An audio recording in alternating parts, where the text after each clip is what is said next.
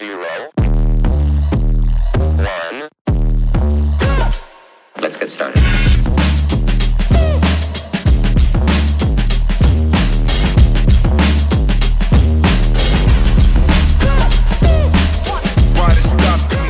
All right, welcome to Unforced Errors, episode 21. Today we have the founder of Chorus Pickleball with the new foam paddle, the Coda, coming out. It is Matt Cox. Matt, thank you so much for joining us.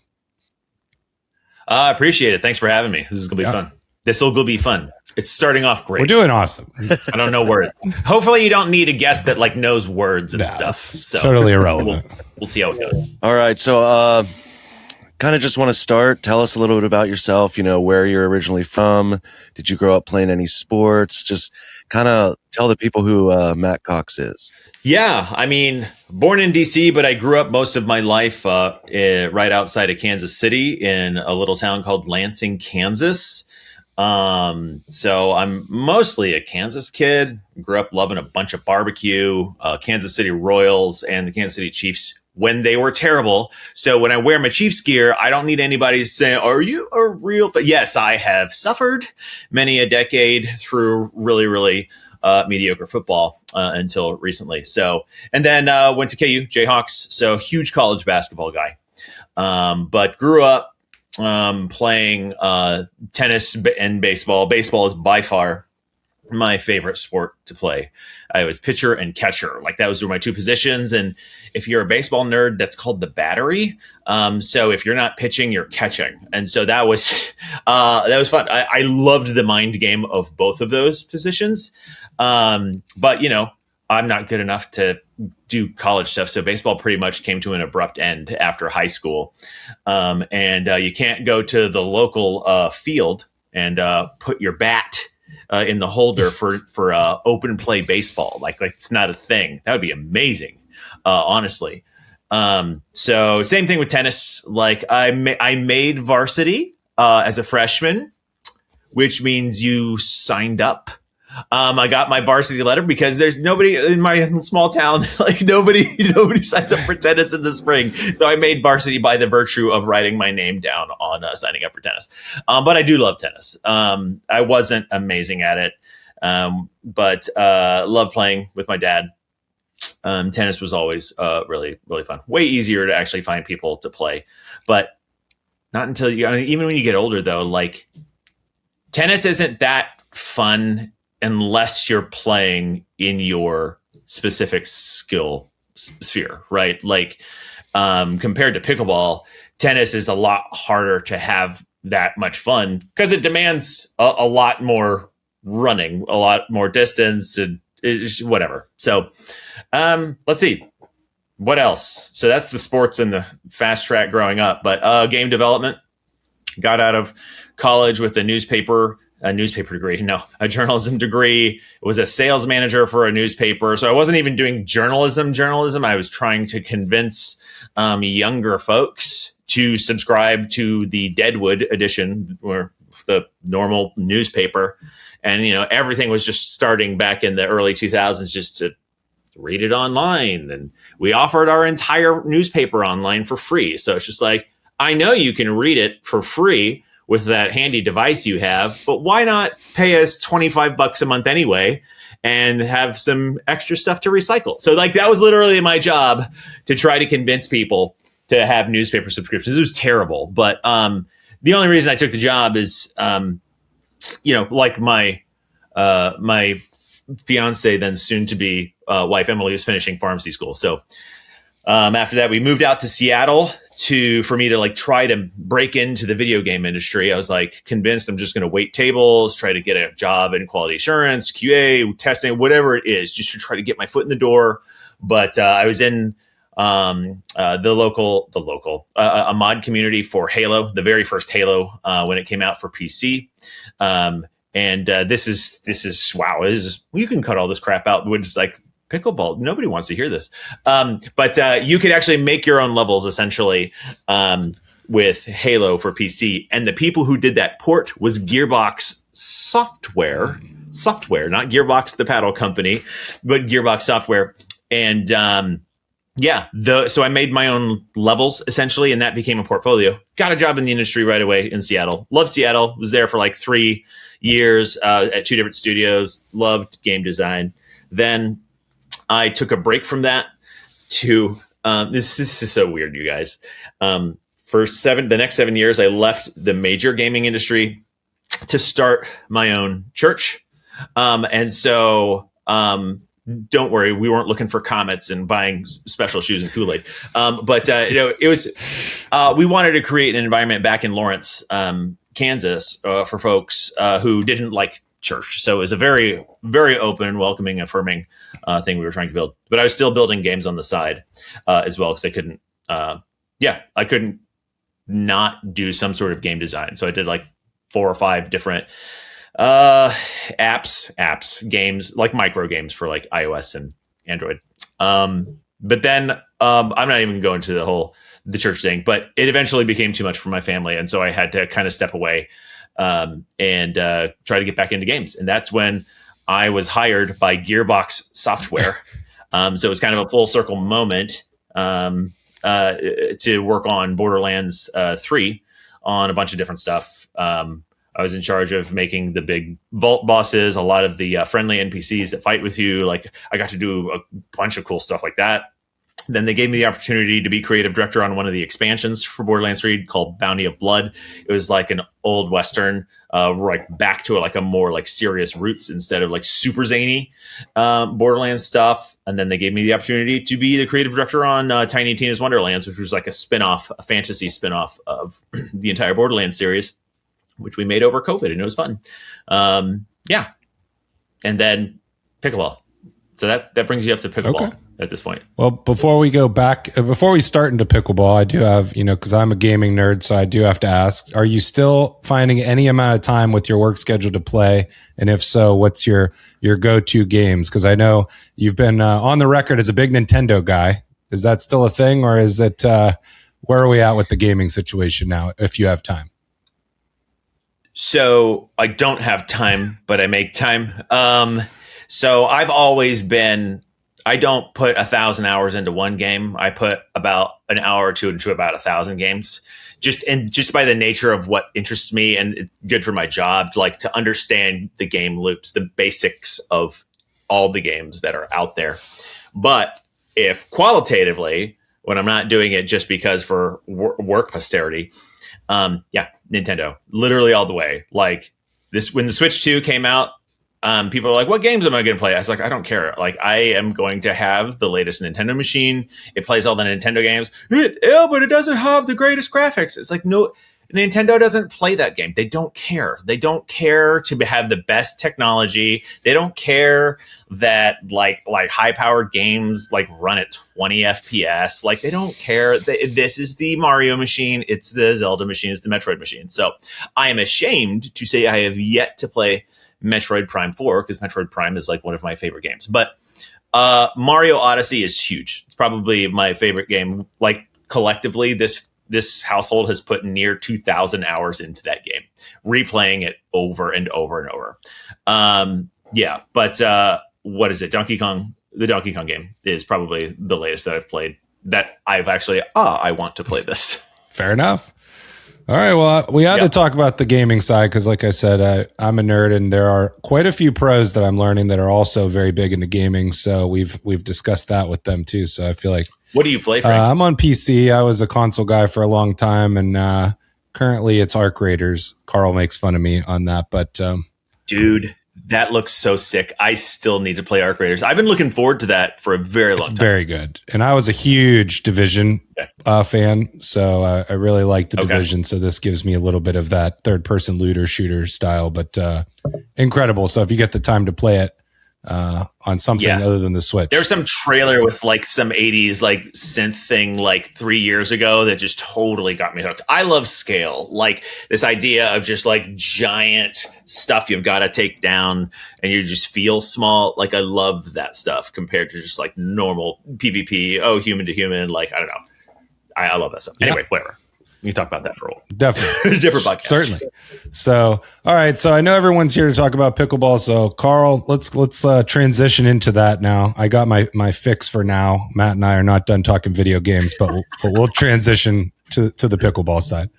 We'll exchange numbers after all of course. this. We can nerd out on a variety of things. Like Carl, I can talk to you about music, and Frank, I'll talk to you about video games. I don't understand a word you guys just said, but I like listening to it. So I guess all that aside, what was your introduction into pickleball? It's a super generic origin story. I was gifted an Onyx Z5 from my wife, actually. So our neighborhood has 3 dedicated courts when we moved in. So it's not even a shared tennis court.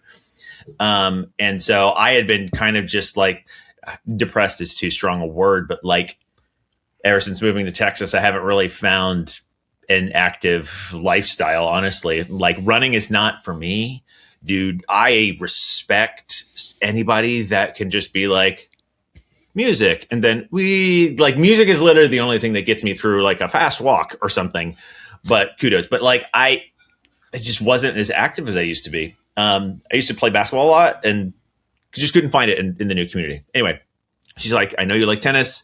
Thought you should give this a try.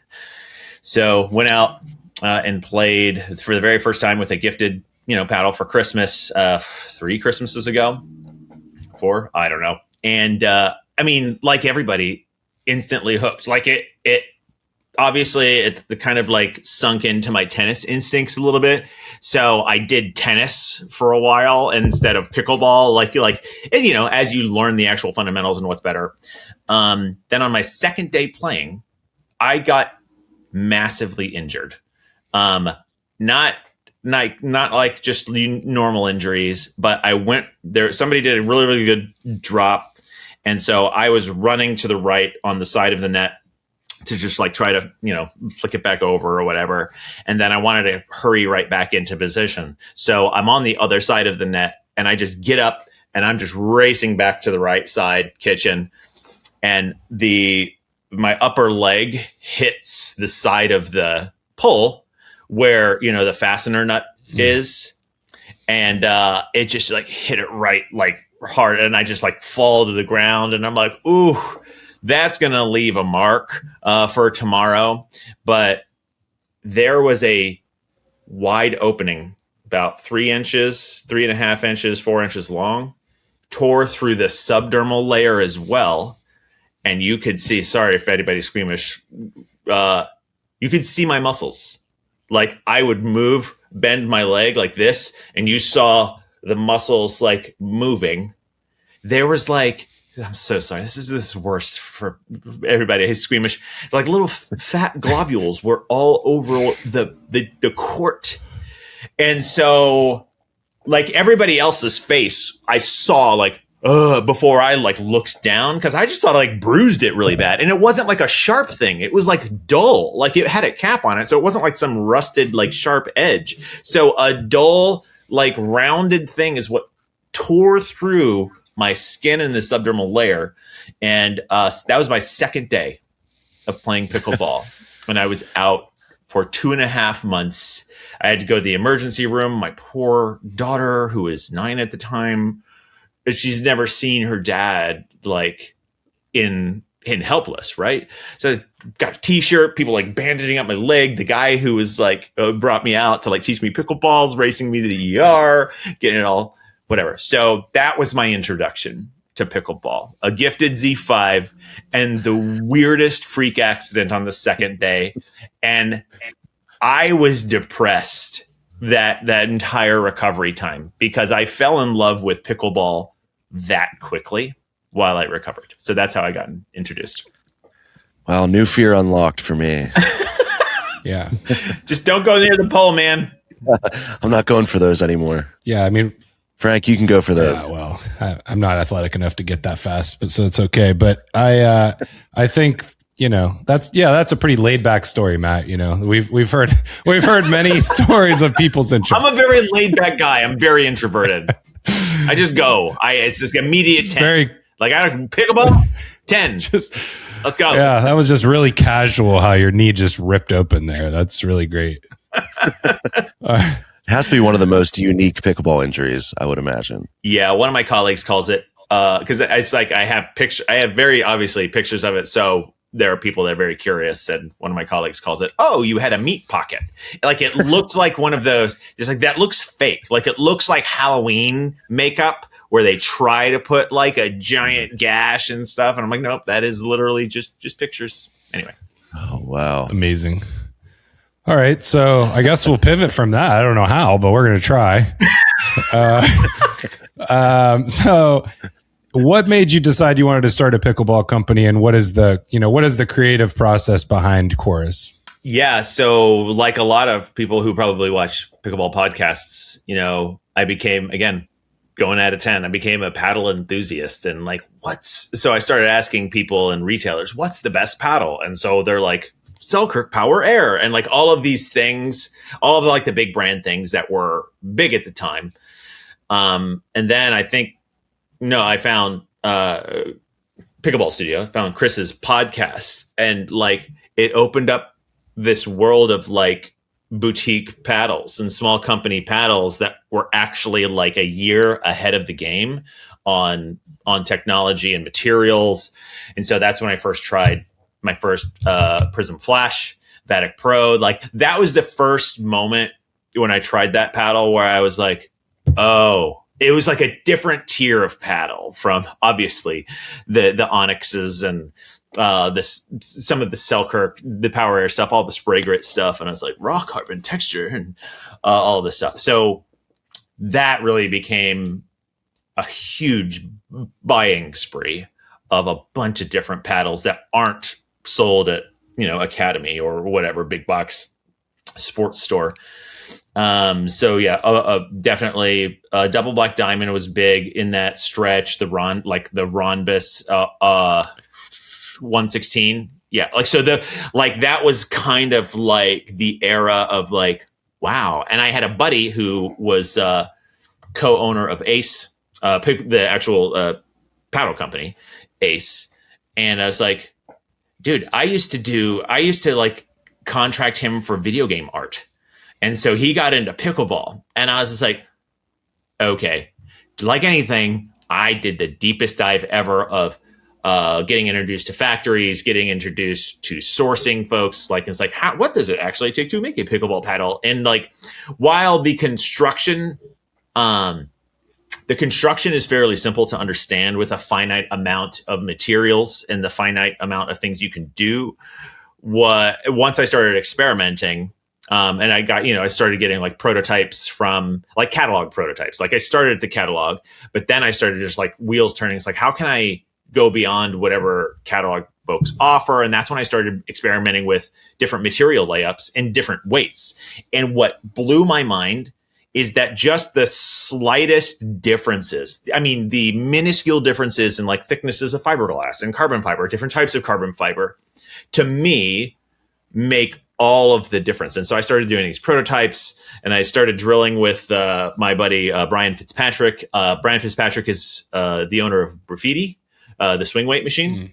So I had been drilling with him for a while, and I had heard of the Graffiti and the swing weight machine before I even knew that was him that actually made all of that stuff. And so he was like my most sober play tester at first, where I'd be like, oh my God, this small change does all of these different things, and y'all, you're going to feel it. And him being a mechanical engineer, he plays with it for like 2 games. And I'm like, what do you think? And he's like, it's a paddle.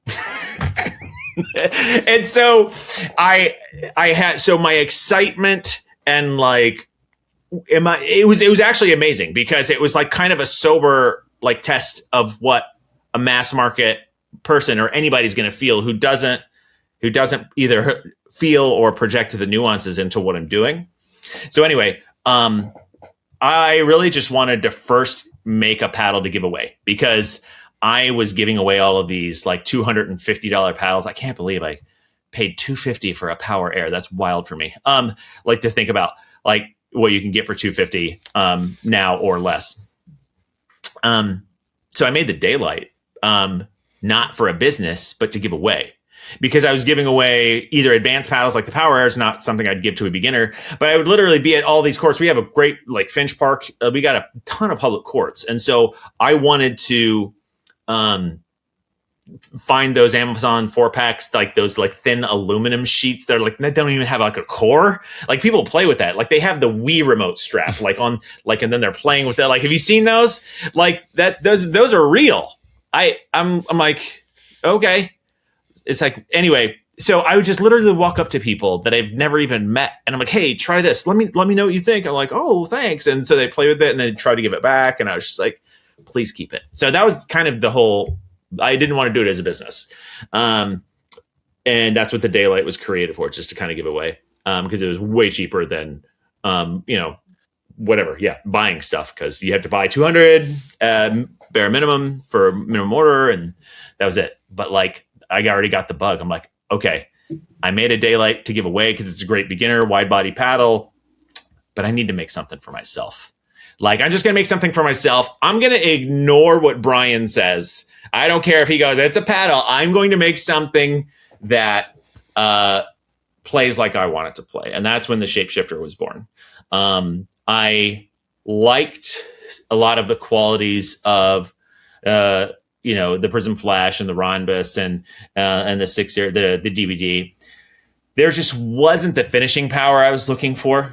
But I loved the soft touch of those paddles. Like it's like, man, when I'm trying to control, love it. So that's when I started experimenting with where the fiberglass layer goes. And at that time, I mean, technology is ridiculous how long, like where it's come since then. But like fiberglass, not in the middle, but on the bottom, it was like, to me, that was like, whoa, revolutionary. And like, I still remember like when John Q like first started talking about it, like it was at the time, it was fairly novel. Nobody put fiberglass on the bottom. And now I know why, because it's a pain in the ass. Like it is a pain in the ass to actually not get the materials to roll.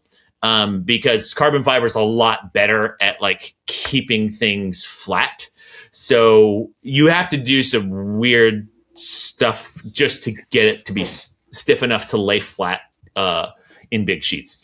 Anyway, but that kind of did it for me. Like that extra fiberglass layer that takes like just a little bit more power to activate rather than being right in the middle was kind of that perfect thing. So, but the problem is like I still had to order 200 minimum.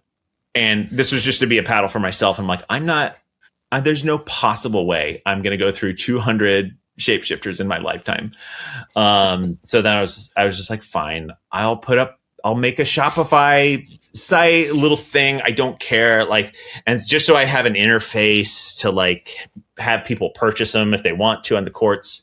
But once honestly, it's Shopify's fault. Now that I think about it, once I got onto Shopify and I was like, oh God, this is easy. Like once you understand their basic tool set and like making a site and they have nice, clean templates to start with, I was like, oh, this looks like a real site. This looks real. This doesn't look like my GeoCities stuff from when I was in high school. Like this is real. Like I could make a company. Sure. And so that's when I was like, all right, now I need to make an elongated thing. And we're going to release 3 paddles at once, the Daylight, the Shapeshifter, and an elongated Echo. And we're going. Yes. So instead of slow building, and I would never, ever, ever, ever do that again. Like every model obviously needs their time to breathe. You just cannibalize your own efforts. But yeah. So it was kind of that moment. It's like, I'm just doing this for real. And then got some direct to garment printing with our logo and stuff. Oh God, the logo. But that's a whole other story. Yeah. And then we launched in March of 24, right? What 24. Yeah. Yeah. We haven't even been a company for 2 years yet, but, wow. And then John really liked the Shapeshifter, talked about it a lot. And that's just when things took off for us. Didn't take off like 11.6.24 style or 6.0 style. But for us, I mean, for me, it was a lot. It was really great. Yeah. Well, that leads us into today's sponsor, Shopify. Yeah, right. Yeah. But Shopify, hit us up if you want it. So that's a really cool story. Really, really really fun that you just wanted to make a paddle for yourself and then kind of just decided on a whim to kind of expand. But my question is, because you seem like a guy with a lot of talents and a lot of interests. What's been your biggest surprise in kind of scaling Chorus from giving away free paddles to running a recognized pickleball brand? Biggest surprise, honestly, that it worked. Like yeah, because at the time, when I was talking with Emily, my wife, I was like, all right, here, we're talking about like, we're going to take a chunk of savings and do this thing. And I feel confident that we could at least make that investment back within a year. Like that was kind of the initial goal. And because at the time, like it was USAP's barrier to entry to get something approved was like 3 cents or whatever it was.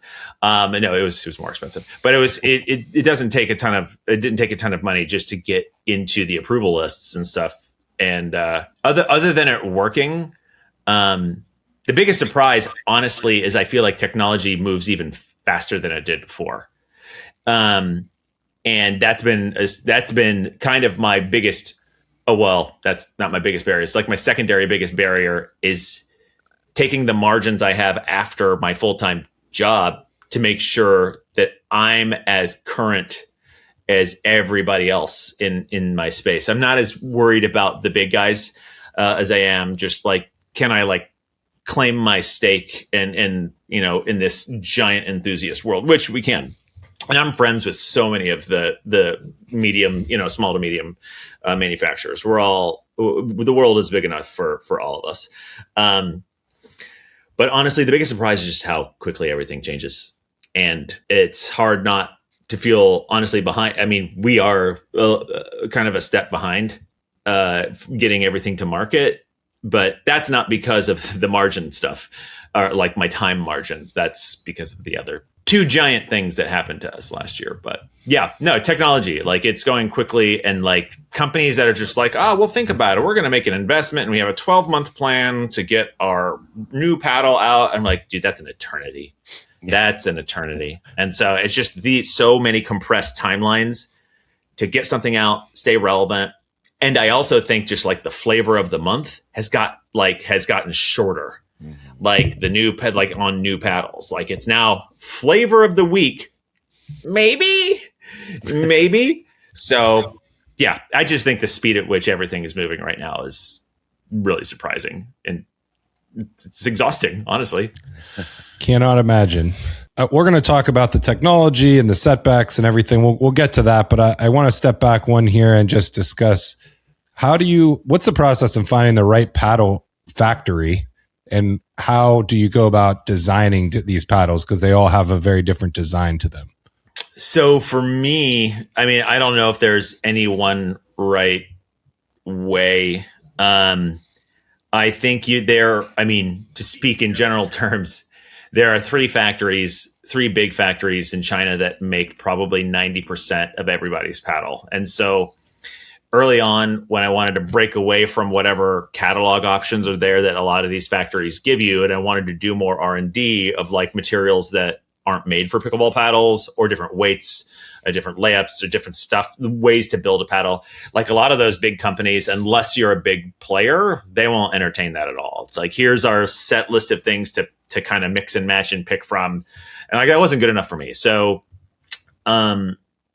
actually the original shapeshifter company like was kind of a part of that bigger thing, and I couldn't use them as a way to like do this like cooperative R&D. The factory that made our Daylight and our original Echo is a much smaller factory. I'm actually talking with the people on the floor, not like an intermediary that a lot of people get introduced to when they're trying to like search on Alibaba or something. And one quick note, like I know everybody just like, they kind of crap on, oh, it's just an Alibaba paddle. It's like, okay, but Alibaba is just like a highway.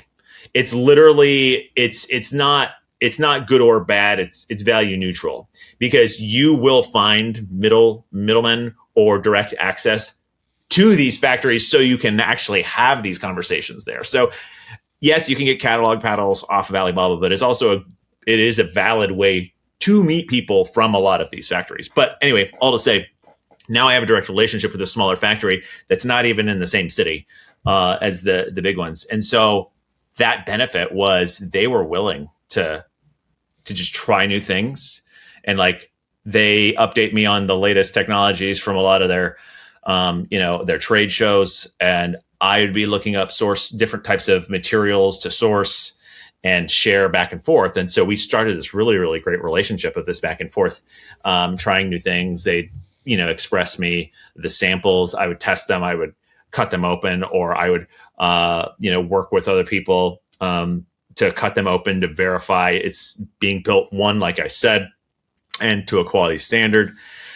Shout out to Justin at Pickleball, etc. Every now and then I'll, contract out to have him, inspect and do all the things. So the good news is, my factory builds really solid paddles, and there's this, so I'd say that. Sorry, I could keep going on. So I know this is going to be like 8 hours if I just keep talking about everything and going on my own tangents. So it's just the introduction, and then you just kind of figure it out, like what they're willing to do for you. And I just gravitated towards the one factory that still no noticeable brand that I am aware of is actually using my factory, which is why I honestly think that and this might be my projection, but a lot of anecdotal like feedback about our paddles tend to say like Chorus paddles tend to feel a little different, not in a bad way, but like it doesn't necessarily feel like every other paddle out there. And I think part of that is because we are not using the big three factories that make most paddles. And again, it's not that it's a quality difference. It's as far as like good or bad. I just think there's different, like the factory sources from some different places. And so just by the nature of sourcing from different types of like carbon fiber factories and like foam factories, you just get some characteristics that will kind of sum up to make a little bit of a difference in feel. Fair enough. Yeah, no, I think that's awesome. That's very interesting to hear, because obviously I think the majority of people know that these paddles are coming out of China, but they don't really know what the process is. And there's been people that have said, well, it's all coming out of one factory anyways. And so it's interesting to hear your take, where you're going as a boutique brand to a boutique paddle factory, essentially. Yeah. Yeah. And China does a phenomenal job with their own R&D.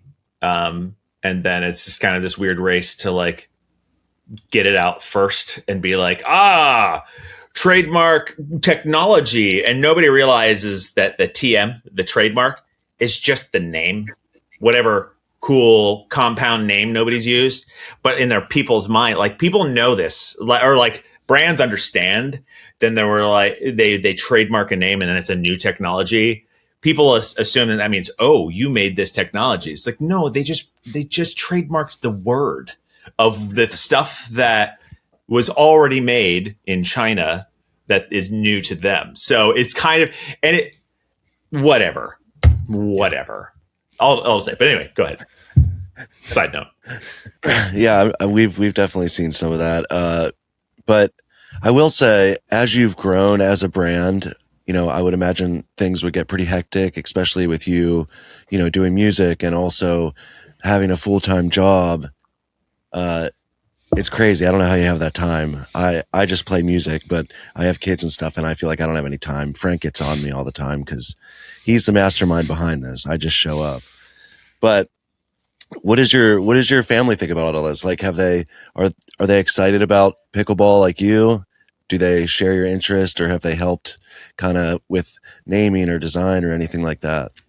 Yes. So I will tell you that 3 out of the 4 people in this house love pickleball. So my wife loves pickleball. My oldest loves pickleball. She actually, she trains, like we pay for lessons. She loves competitive pickleball. She trains with like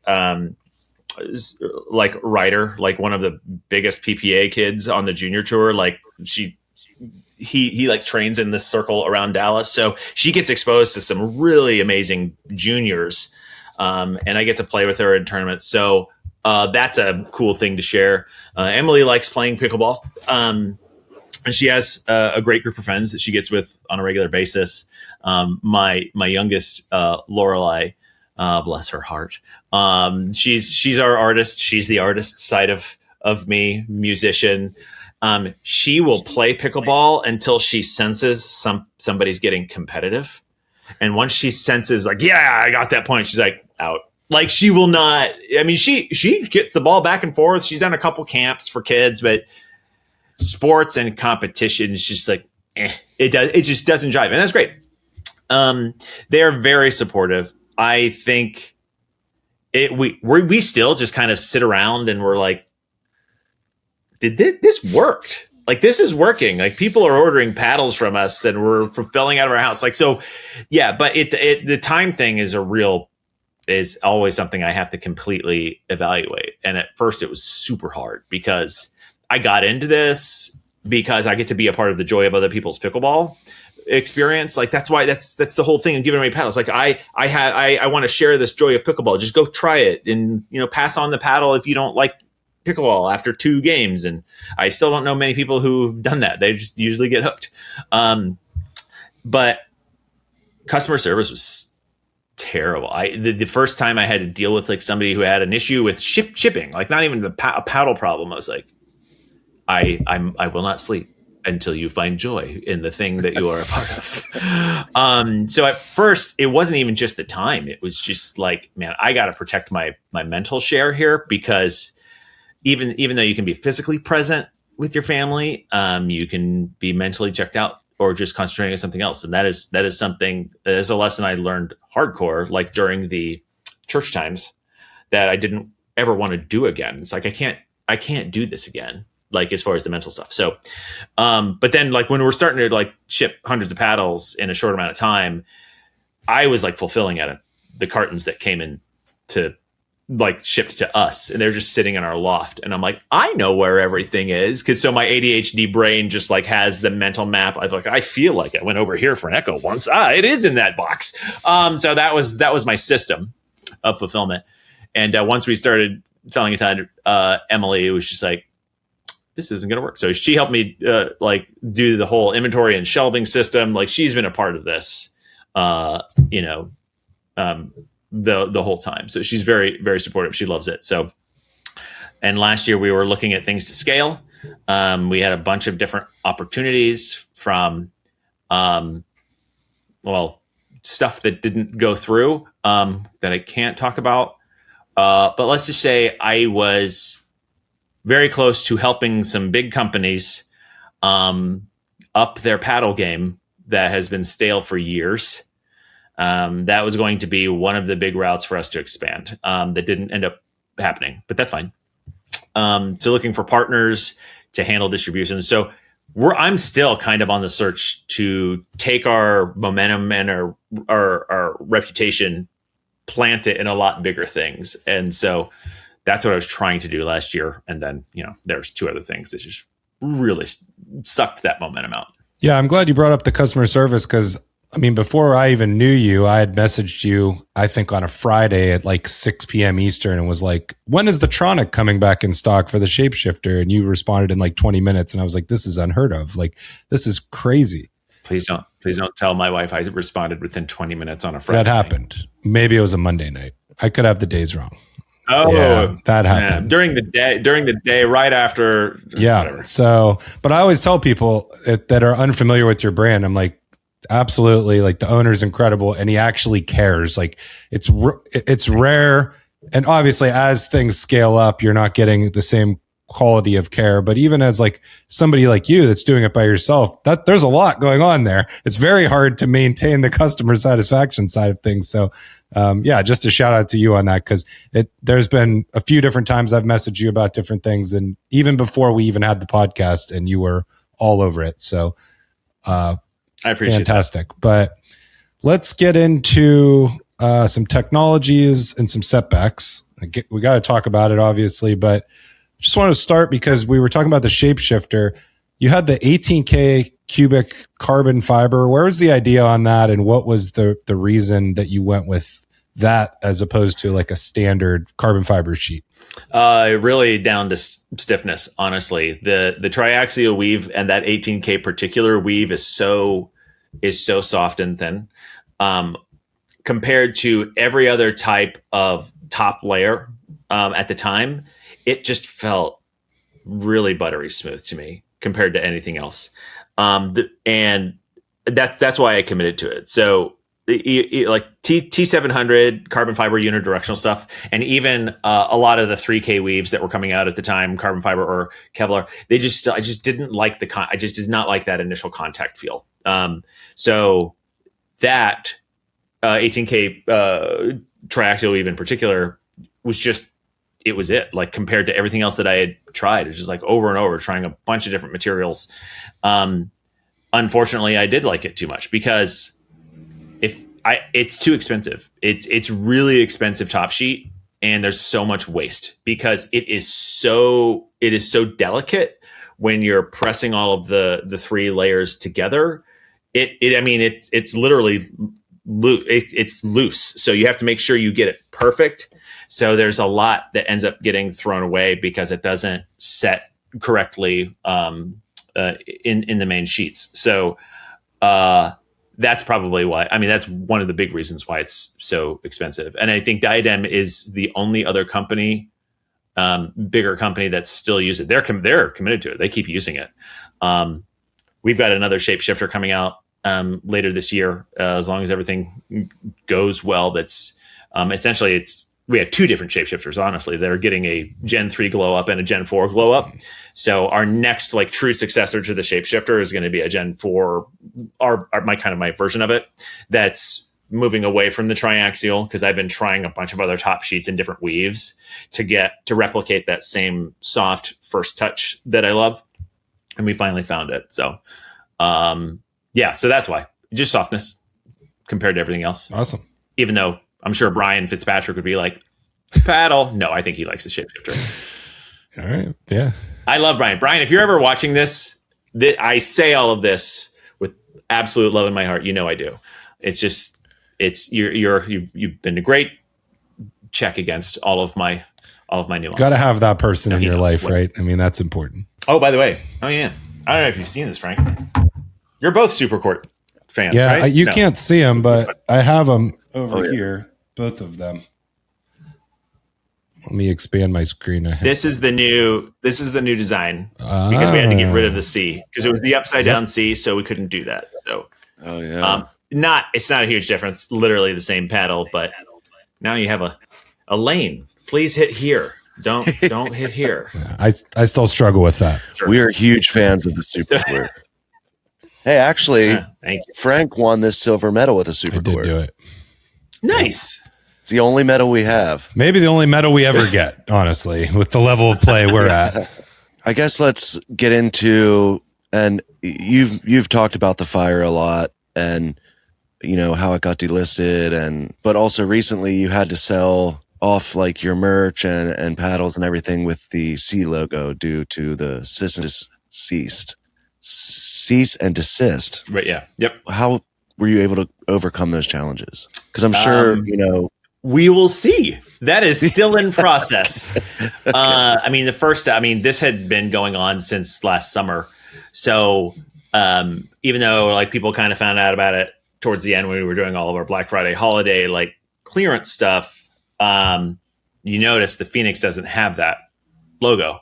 So that's how far ahead this was going on. It's like, well, as we started these negotiations with the company that gave us that cease and desist, it's like, let's just go ahead and change the graphics real quick. And Phoenix is going to come out with the bird version of this, essentially the C, which is fine. So I think luckily we don't hold near as much inventory as somebody bigger than us, like 11624 or Bread and Butter, but it's still like, it's what I count on to budget. Like I look at the trends of how things sell and what I can expect. And so having to reduce everything to as low as we did, like we're just trying to make some money back, right? To get back into the bank before we literally cannot have it on a website as of January 1st to sell.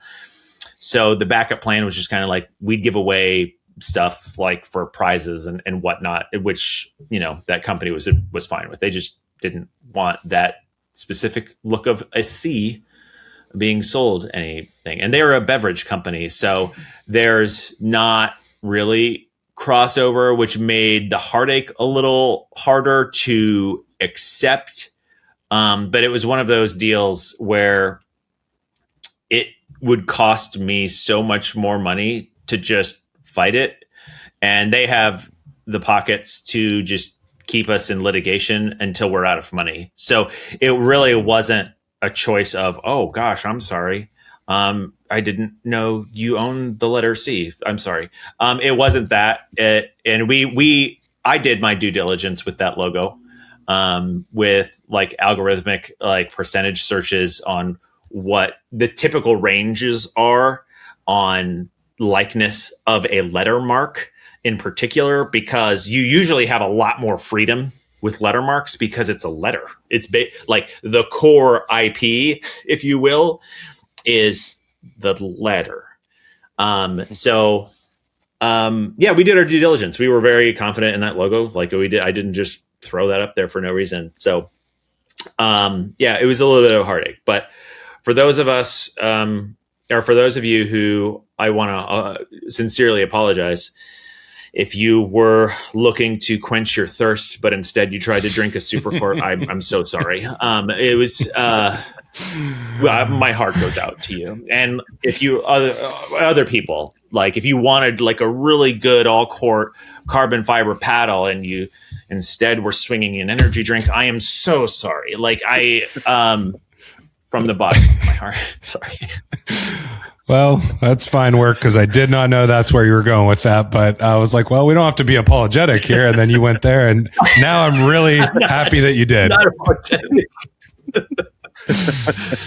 But it is what it is. I was very fortunate this is a real emotion. I was very thankful and fortunate. We sold everything except 4 paddles that had to go. Oh, wow.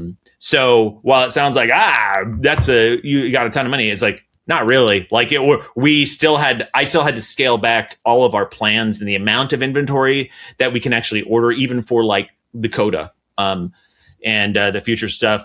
We had to reduce that amount just because, honestly, both things, and like having to just navigate all of that. But we're fine. But in many ways, it kind of seems like we're almost back to the shapeshifter days where, as far as scale, where it's just like, it'd be nice to have another successful paddle, but we can stay this size and be comfortable. But I'm still also looking for other opportunities for partnerships and investment, just to kind of take that investment or take those moments to bigger scale, because it is so critical now to capture as many people as you can within like the first month of a paddle release, because especially in this space, because it's so congested, right? People forget about it, and I think we're seeing a lot of bigger companies that did make it big, and they were expecting to have that same amount of success with every successive paddle, like just sit on shelves now. And it's weird. Like the enthusiast podcasts have a lot of influence over the mass market.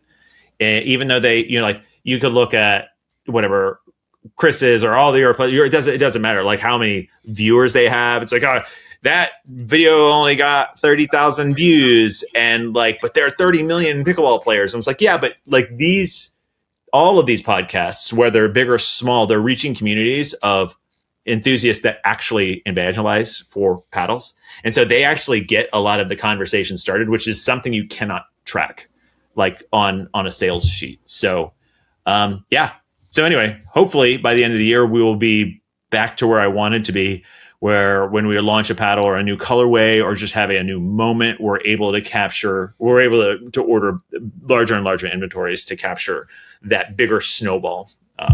But yeah, we'll see. That's the longest version of, we'll see how we get through it, Carl. We're still doing it.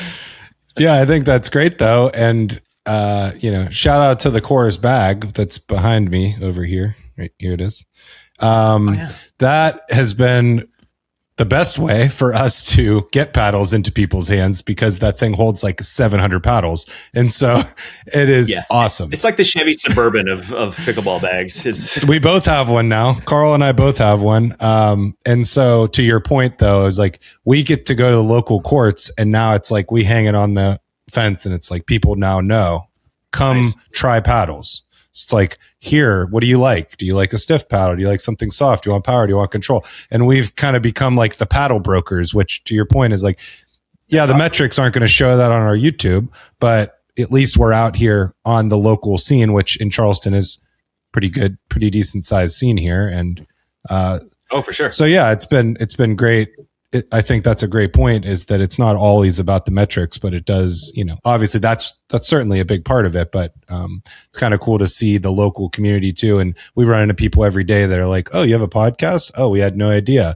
Oh, you have X paddle? Oh, I'd love to try it. Oh, I hate this paddle. Oh, I love this other one. This happened the other day. So it's like, there's all these different things. So it's been pretty cool. So, and on topic of that, you do have another bag coming out, correct? Yes, and it's actually already out, so you can buy that. So if you liked the configuration of those bags, we're now using polyurethane leather, or it's PU leather, it's pleather, but it's like a nicer material. It's actually a 3K twill weave, because why not? It has a lighter interior as well, because those had a black interior, so now it's like a more lighter gray, so you can actually see stuff that's in the bag. Wow, it's pretty important, I think. It's got like vents, like 2 small vents in the sweat pocket, like at the end. So if you actually put wet clothes in there, maybe that helps. But yeah, so those are back. So that was the biggest that was the biggest blow for the whole beverage logo problem. Is right when we got that cease and desist, so many of our bags were already in the air, and I'm like, that was a lot, because that was a lot. I had so many bags to get rid of. But man, if you got, and I'm just hoping like people are like, hey, are your bags back? Like we've had to remind some people, like, when is your Shapeshifter back in stock? When is your Supercore back in stock? Oh, it's this. Back at the original price, because they were getting like our premium paddles at like $60 and that $140 bag at $60. I'm like, I cannot $60 the new bag, but it is out. Yes, it is out. Pay the full price, because that bag is awesome, and the way that you put the ball pocket in the bottom is fantastic. And you're not changing the layout of the pockets, right? It's just. Yeah, oh no! I really like that. People. The biggest thing we get back is the pickleball pocket. Mm-hmm. It's like, finally, and I'm like, I know, like that's where it goes. You can use all the other pockets for something else. Do you actually use it for pickleball? Yeah. Oh yeah, I have 4 of them in there right now. Okay, great. I don't know if I say 4 on the site. I try to say 3, just because like stacked on top of each other, that's the height. But yeah, I have 4 on each side comfortably. Oh yeah, it's awesome. That bag has been a lifesaver, and legitimately, honestly think that I have usually, when it's not hanging behind me, I think I have 15 paddles sitting next to me over here. So it holds quite a few, but doesn't need to hold that many, of course, but it's just. No. And we actually reinforce the fence hook as well, because we know that's how people are using it. Theoretically, you're not supposed, the bag's not designed to put paddles in the center compartment. That's like the all day clothing compartment. So, but people are putting a lot heavier paddles in there. So I was like, all right. So for the new bag as well, like the fence hook has extra stitching as well, just so people who are hanging on fences with 85 paddles or whatever they're putting in there, trying to stuff in there, it's even worse. I'll handle the quality control for you. I'll report back. But so far, we're cruising. Okay, good. Yeah. Awesome. 2025 was kind of the year of foam. We had like a whole foam revolution, introduced to pickleball. And that seems to be continuing into 2026. So we know that you have a new, your first full foam paddle, the Coda. We would love to hear about that, because we are very excited. Look at it. Yes. I don't know why I turned it around like there was a different design on the other side. Oh, yes. I've had prototypes for full foam since March of last year. Like that's how long this has been going on.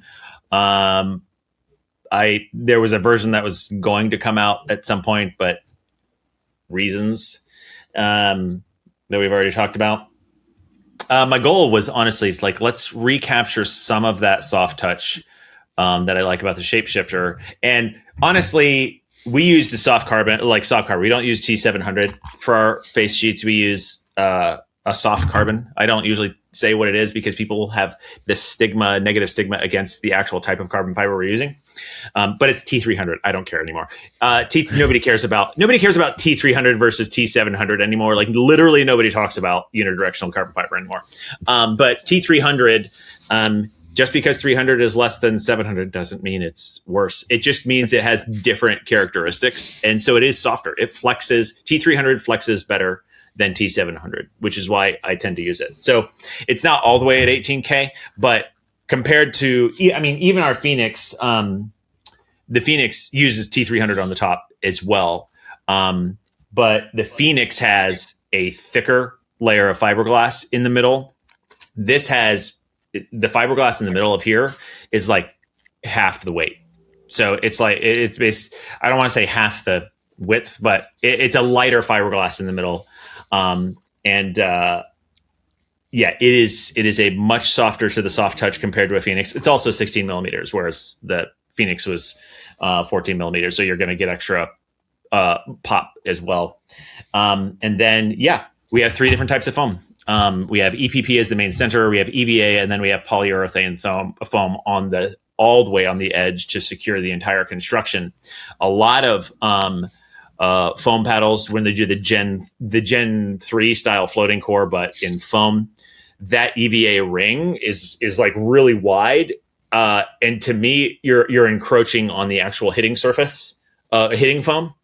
And so I know a lot of the pushback to that whole philosophy is like, well, you shouldn't be hitting out there anyway.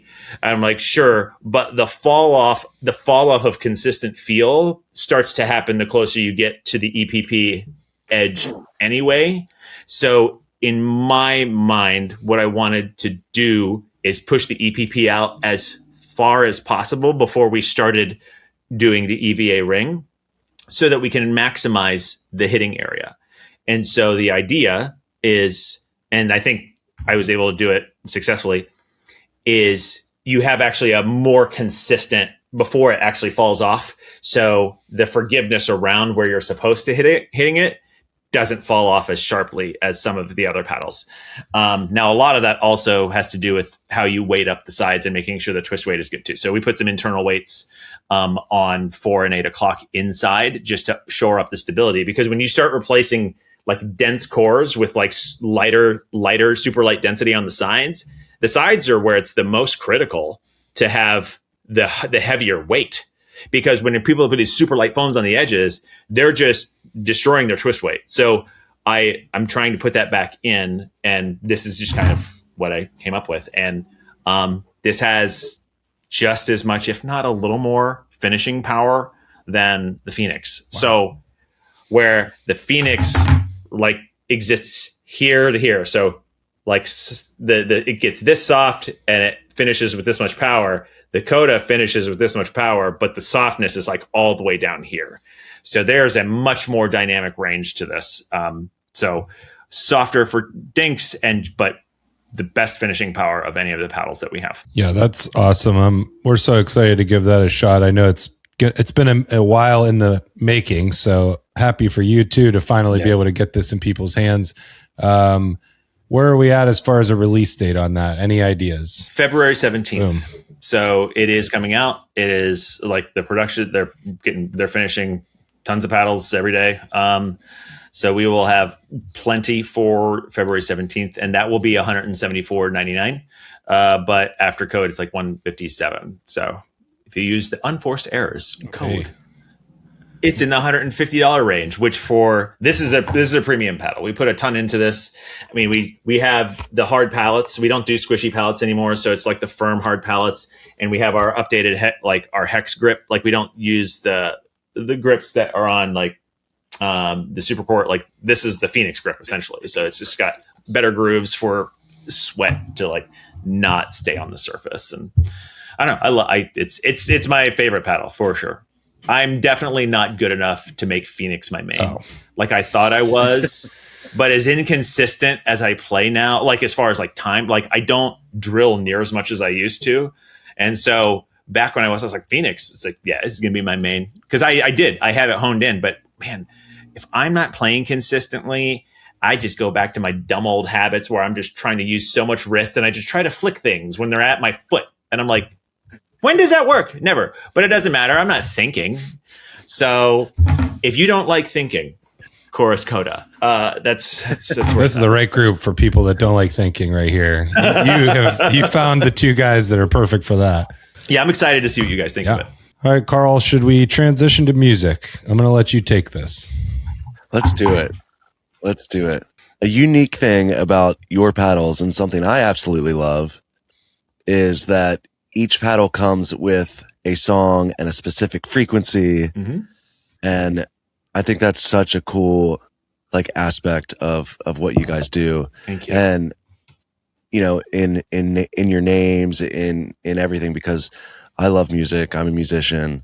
What's the influence there? Yeah, I mean, it really goes back to naming it Chorus because it's double meaning. I've been a musician my entire life. I've been in a bunch of bands and stuff. I love creating music. I love singing, performing, all those things, right?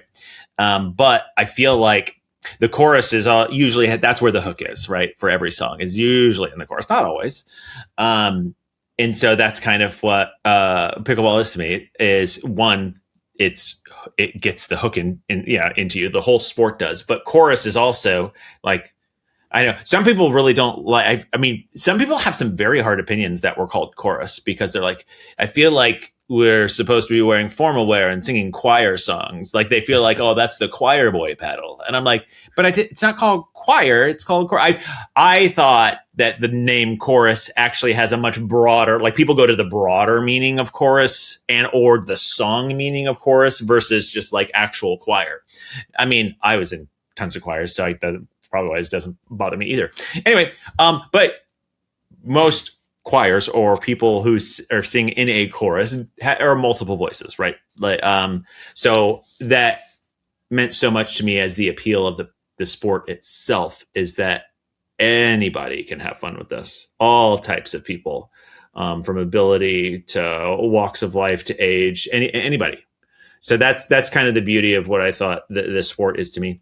And so when talking with Brian Fitzpatrick at one point, he started talking about frequency, like every like vibration node, or basically a point where it is the most vocal really on the paddle when you hit it, has a frequency. And it didn't click to me at first. I was like, well, of course it does. Like every vibration is a frequency. But he showed me a way to just like lightly hold the paddle like 2 inches down and find where like you just start tapping until you actually hear a more clear frequency. And then I was like, oh, I don't know if this is actually going to be useful because it's less, you can't really design for the frequency because you would be like, you're giving up all of your actual play characteristics just to get a note. But the fact that paddles emit a note was really cool to me. So very admittedly, the frequency part is a novelty, but I love it because it's really part of the entire vision of the name. And so I actually have a mallet, like a rubber mallet. I don't actually do that. I actually have a mallet and like an app that measures frequency, and then like it takes the average of the frequency and it emits that. And so then I just do it. It's like, what is that closest to? Because it's not like a perfect A or a perfect B or B flat. It's usually somewhere just slightly close. And I'm even so nerdy that like if I account for musicians finding this, and so I'll put the tilde. It's like about an A3, guys. About. Don't come at me. It's like A3 is not 220 hertz. Actually, I'm like, yes, I know. So, yeah. And so the song part was part of the plan from the beginning, but again, time. I don't I didn't have the time to write and release and get it ready for at the same time. But now everything's getting a theme song. It won't necessarily be called the same name, but it's just like, here's a companion song. That's just like some sort of pump up song. It'll probably be from Saint Escape and not my other like indie pop project, because it's more mellow. So I don't want people to fall asleep with their paddle. That's awesome. I love that. Have you used a paddle in any of your recordings? No, you really think I mean, this is a perfect like alternate snare. Like I don't know why. Okay. I actually have a project that I'm working on after this, that I'm trying to finish up mixing. I am going to do that now. I'm literally going to take a Coda. I am going to do this, and that's going to be a sample I'm going to use. Why haven't I done this, Carl? I'm ashamed. I love the idea. I'm going to do it. How long have you been creating music? You said you've been in bands pretty much your whole life. Yeah. Okay. This is very candid and embarrassing for certain audiences, but yeah, no, I've been writing. I started writing like love songs on the piano when I was like 10. Can we hear one? What's that? I said, can we hear one? Let me bring it up. I'll sing you a love song, Carl. That's really the bonus content for this pod. Stay tuned after the credits. Stick around. Yeah. So I pick stuff off the radio. Like I tried to take piano lessons and guitar lessons when I was a kid, and like I had 3 months of attention span to get through that stuff. And so I just started picking for guitar. I picked up like Green Day and all the alternative back in the 90s. That was like really prevalent in mainstream. That's how I learned to play the guitar, essentially, is listening and trying stuff out. But like when I was younger, like 10 or 11, I was writing piano love songs. And I was inspired by, and here's the embarrassing part, Debbie Gibson. When I was a kid, I was in love with 80s pop icon Debbie Gibson. And so Lost in Your Eyes, I would like pick that out on piano. I am losing all of your audience right now, but we only had 3 people to start with, so we're doing fine.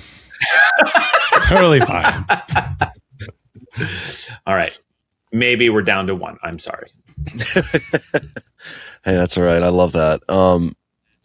And so let's talk about the project you're doing now is Saint Escape. Do you have a whole band? Are you guys like playing out, or is it you just mixing and mastering everything yourself?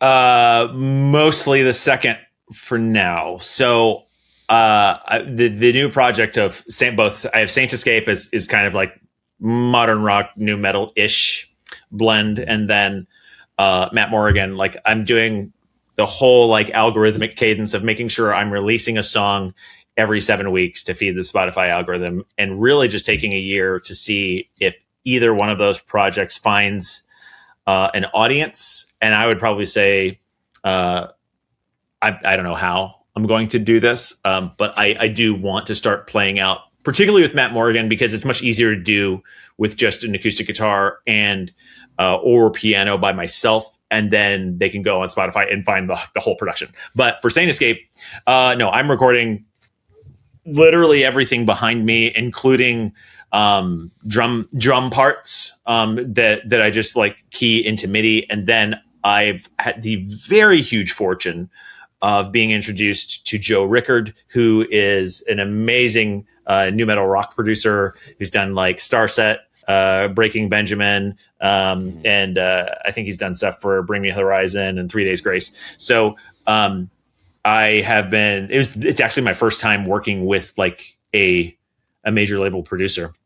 And so, and I pay him in paddles. Actually, I'm kidding. He does not take paddles. That would be amazing. I wouldn't have even done the clearance. Shit. I would have been like, oh, dude, I've got like 8 songs of like cartons of paddles in here.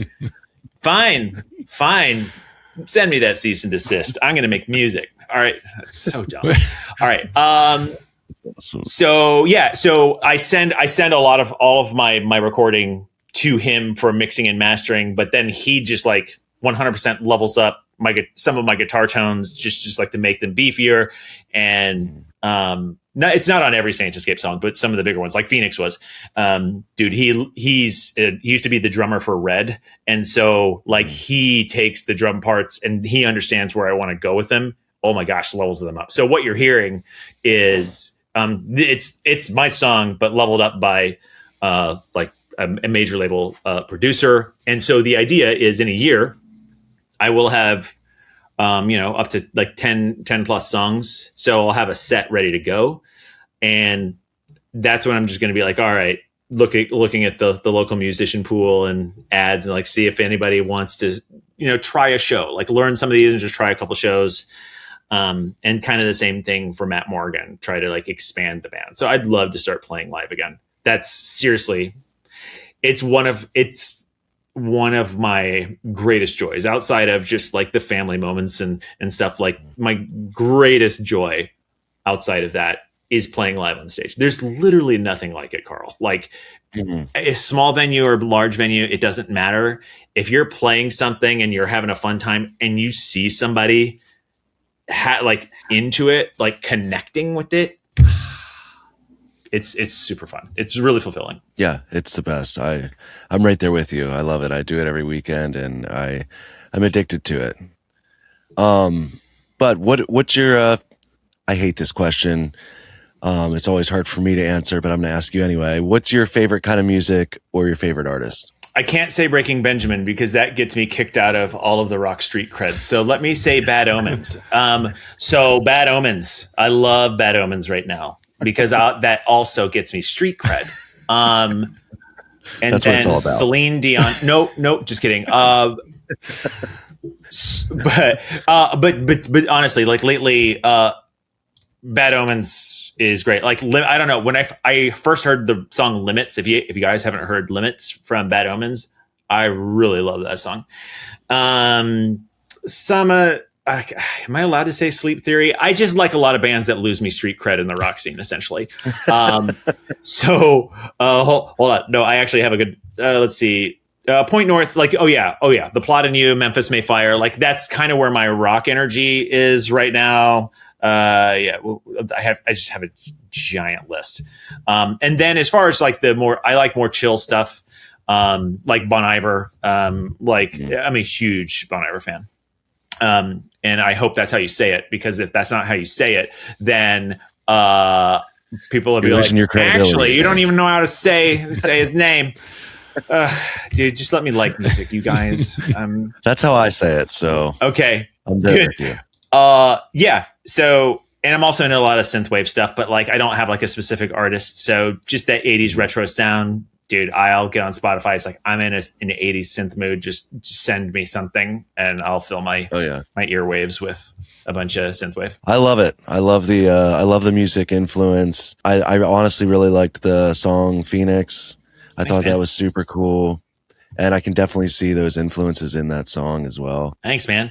Yeah. So the song for Coda is not called Coda. It's called Look at What You Made, which is another partnership with me and Joe Rickard. So it is, I really, really, really like it. It kind of digs a little bit into some of my 2000s influences, like a Linkin Park. I listened to a ton of Linkin Park when I was a kid. Like I did. Hybrid Theories in particular. The very first like full length record was phenomenal.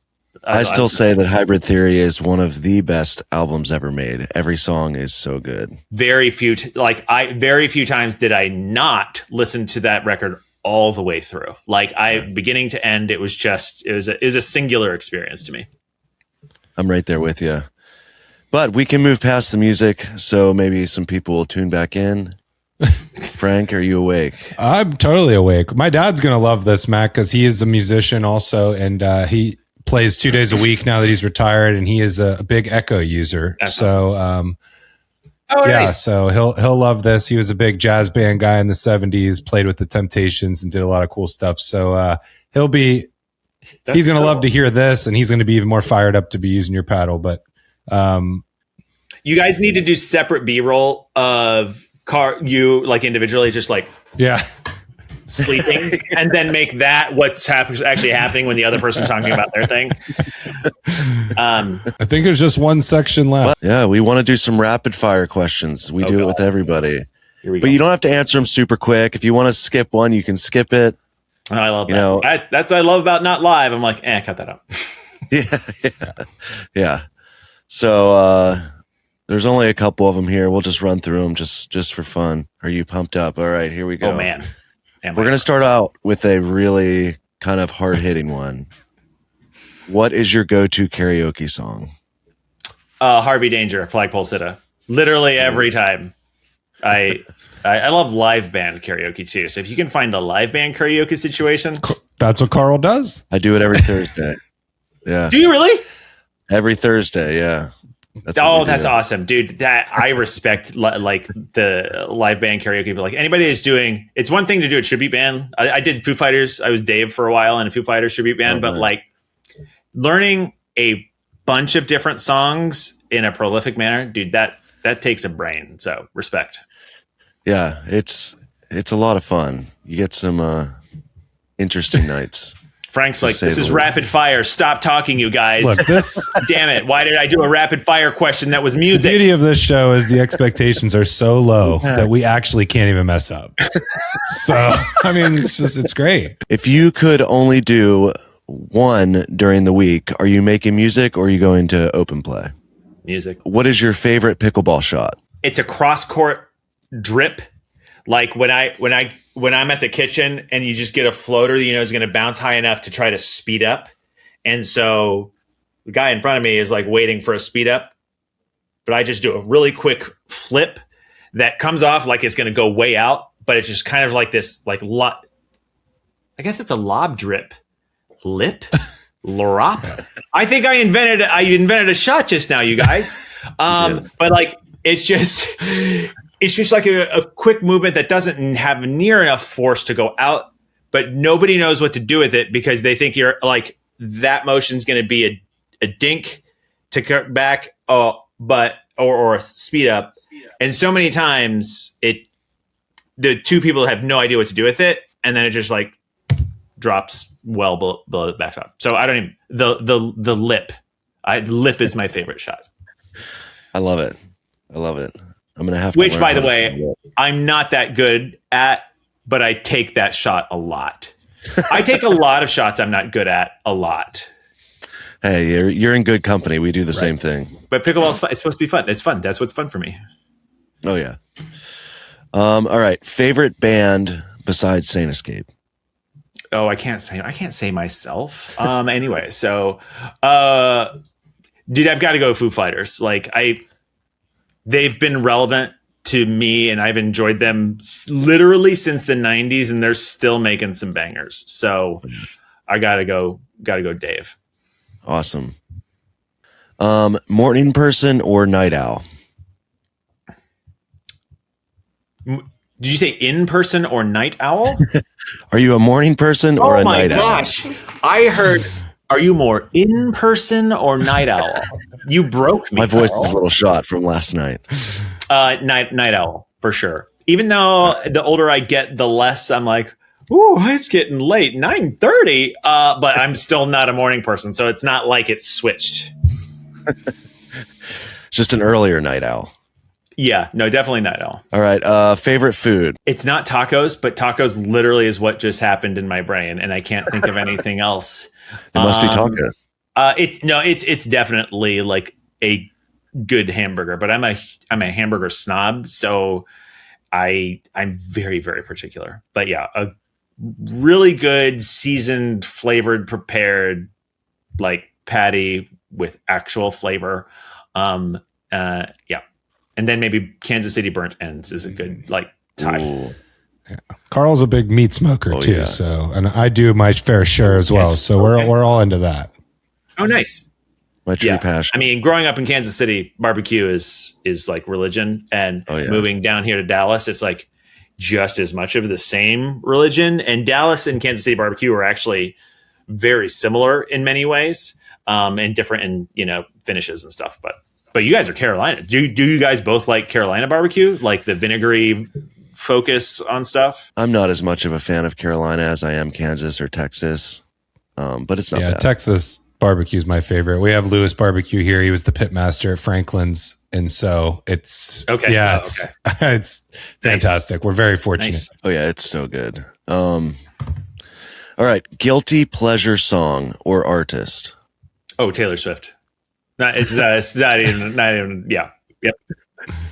Dude, I love it. Sorry, man. Like this is I'm Now, Carl, I think this podcast is ruining my chances for making a Saint Escape band because they're going to be like Debbie Gibson, Taylor Swift. So I think Matt Morgan is my only path forward now. So thanks. Dude, I'll be honest. Like Midnights as an album, banger, absolute banger. That was such a great record. Also all the girls in this house love Taylor Swift. So, well, it's so weird. They go in and out. It doesn't matter. This is totally not a Taylor Swift podcast. I lost the last person, Frank. No. When I said there was only 3 people, I meant it was just us 3 to begin with. So we're doing just fine, Matt. Don't sweat it. Okay. Yeah, and I'll come clean too. Recently, we started playing Taylor Swift's one of her new songs called Opalite, and it has become like I noticed I get most excited when we're about to play that song. Yeah. And I don't know why, and I hope no one in my band hears this, but it is true. The smallest man who ever lived on Tortured Poets Department is pretty fantastic, I'm going to have to say. And her duet with Bon Iver, still hope that's how you say it, Exile. Yeah. Great. It's amazing. Anyway. Yeah. Hey, I'm right there with you. I don't want to show as much passion for Taylor Swift as the Coda, so I'm just going to stop. All right. I got 2 more here. I got beach or mountains? Mountains. And the last question, what is one word that describes Chorus Pickleball? I thought I'm going to go joy. Joy. Awesome. Well, Matt, you did it. This is like ending Hot Ones. You've made it to the end, and you've succeeded. And nothing too spicy, ironically, with that analogy. Yeah, you ruined your music career, but we're here to push the Coda. Yep. Oh, well, that's true. And I did apologize to all those people, swinging beverages for their paddles. So I wanted to make sure that I come clean there. I would never clip that because that wasn't gold. But but we really appreciate you jumping on with us. You were the first person that gave us an affiliate code and even gave us, even sent us anything. And so we're eternally grateful to you for just supporting such a small podcast with a couple jokers like us on here. So, you guys have it a lot of joy. Like you love what you do. And I think that's just like, I love being a part of that. So no problem at all. So that is episode 21 with Chorus founder Matt Cox. Go check out the Coda coming out in February, and we will be sure to pump out the review as soon as we have it finished. And we're looking forward to seeing what Chorus has in the future. Hopefully no more setbacks, but we're hope that everything goes smoothly for you, Matt. You deserve it. And for us, you can follow us everywhere and anywhere that there's content created. And unfortunately for you, and maybe as soon as today, there'll be another episode. So you're not done seeing Carl and I. You can follow us everywhere at Unforced Errors PB, and you can follow Chorus at choruspickleball.com and at Chorus Pickleball on the socials. For us, that is it. Thank you so much for watching.